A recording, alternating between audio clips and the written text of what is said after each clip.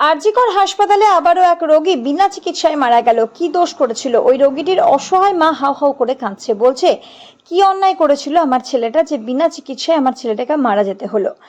তাই আমজনতার একটাই বিনম্র অনুরোধ করছে আপনাদেরকে, ঈশ্বরকে মানুষ দেখেনি কিন্তু ডাক্তারকে ভগবান রূপে দেখেছে মানুষ।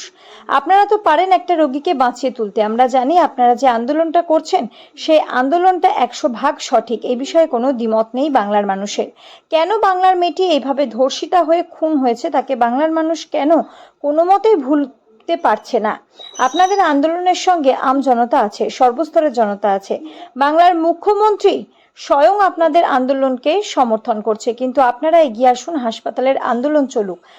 আর দয়া করে হাসপাতালটাকে বাঁচান, হাসপাতালের রোগীদের বাঁচান। এই অসহায় মানুষগুলো দিনের পর দিন এইভাবে মারা যাবে। জুনিয়র ডাক্তারবাবুদের কাছে এটাই আমাদের একান্তভাবে অনুরোধ।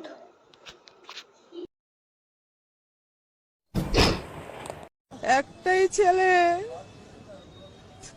আজকে বিনা চিকিৎসায় চোখের সামনে মারা গেল, বিনা চিকিৎসাতে।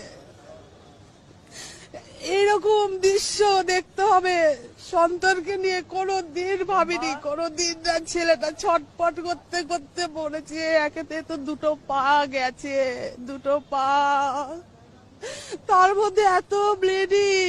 ছেলেটা কত যে কষ্ট পেয়েছে। মায়ের কোল খালি হচ্ছে, কারোর আপনজনরা চলে যাচ্ছে। তাহলে এগুলো কি কি বিচার চাইছে, কি বিচার চাইছে? এটা কিরকম বিচার, এটা কিরকম বিচার বলুন না আমায়।